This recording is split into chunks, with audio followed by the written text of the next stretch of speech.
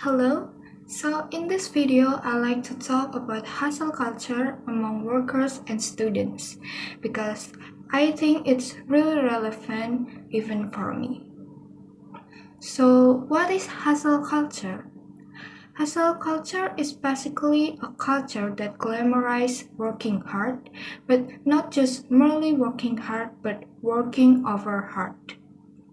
So it's a situation where people who are working overtime, people with a never ending schedule, people who are stressed in work are becoming cool, and something like that is also pushed into a working culture.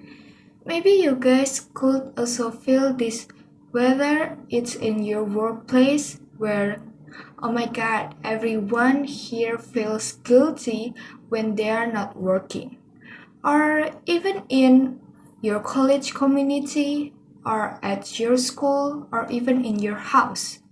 You know, because this hustle culture is everywhere and usually becomes very present when everyone around us is also having that kind of mindset. We feel less of a person, we feel less capable when we are working less. And I guess what's important to talk about here is that hustle culture is quite dangerous because the emphasis is no longer that it's important to work hard, but the emphasis is about it's important to work hard even at the cost of your health, of your mental health, and all of these other things. And maybe because of that, now we often see people that are easily burned out, bad mental health in the workplace. Everything's in a rush. I'm busier, I'm even busier.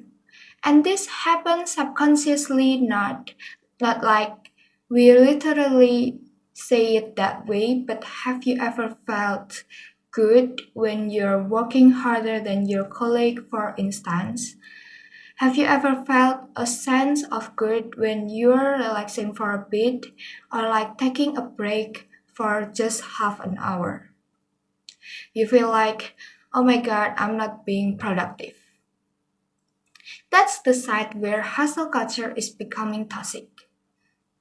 When we can't even have some rest, because as we're resting, we'll be thinking, I really should be doing something else. I really should be more productive than this. Because I also got carried away from the culture, from my environment, whether it's in school or other places. I really feel that way. Sometimes, when I'm having a holiday or while getting some rest or whatever, I have this good, and so I'm never free from this concept of productivity and work. And it's crazy because when I'm working, I'm obviously tired and pushing myself. When I'm not working, I would also think about work because I should be working right now.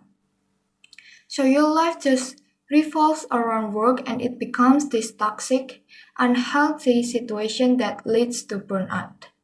So it's a real problem for us younger kids. And perhaps the reason why hustle culture is felt even more present is because of all the glamorizations on social media or even in news. And everywhere that shows, maybe like these successful entrepreneurs that live only for work. Maybe it's not that their life is only for work, but what's shown is certainly only that busy part. So it means that we have to be that busy to be successful. Have to totally prioritize our work and nothing else. And so that definitely is not helping in creating that hustle culture. So today, I want to talk about maybe some way out from this loop of hustle culture. Because I think we have to get out of this situation together. Because we reinforce each other, when we post on social media, when we post on all these things. So, the three tips. So, the first thing is to set boundaries. I think this is the biggest challenge for our generation and also for me, is learning how to say no. Saying no to invitation to things, saying no to getting like a last minute deadline that's impossible to do, saying no to working on the weekends perhaps. And the reason why saying no is so important, why is it important for us to give rejection sometimes? Because if we see the long-term effect when we say no to an invitation, to a request that comes to us, we're actually building our health or building our stamina to be able to show up for the long term. If we keep burning ourselves out every time because we say yes to everything, eventually there'll be one moment when we crash, we can't even show up. We even may be filled with anxiety and our mental health is depleting until we're not even available to anyone anymore. So, actually, the reason hustle culture is just so bad is that it's simply unsustainable and in the end can even damage a lot of things in the future. So, setting boundaries the way that we can think about it. Oh, I'm saying no right now, but this is so that I can recover, so that I can survive, so that I can be a better employee, a better friend, a better child, because you're taking care of yourself. And if we're healthy, if we're okay, we can be more present and even more supportive to other people, and we can show up in all these other settings better. The second thing, and this is really helpful for me, I just basically put on my calendar. I put on my calendar among all the homework and other schedules, I would put in time to rest. So, I guess you can call this intentional resting. If I see that this is already back to back from 8 a.m. to 3 p.m., then I would put in an hour or half an hour from 3 p.m. to 4 p.m. for me to just rest. Or maybe have a no phone policy for yourself or whatever resting means to you. So, whatever type of rest that suits you, put it in your calendar, schedule it in. So think of your rest as seriously as your work because that's a part of our cycle in working. We rest, then we can go back to work. This could even actually help us to be more productive afterwards as we don't really push ourselves too hard. I think it will be super helpful if you actually schedule your resting time. And then the last one, sometimes it's indeed difficult, but we really need to start defining our own version of success. I think we need to question ourselves actually what is valuable, what's a meaningful life. What's our definition of success? Is it the life where we work all day and then we're just so tired when we get home and we immediately go down to sleep, don't even have time to talk with our loved one, with our closest circle? Is that the kind of life that we want? Or actually a life that we picture in our head is in fact a life that is more balanced? And it's indeed not easy because now I still keep reminding myself that, hey, wait up. Do I actually want to live this type of life? Do I actually want to live a life that's all about hustle, but maybe getting some other things neglected instead? Whether it's family, friends, or partner, and self care. Do you really want that life? Yeah, and always my answer is actually no.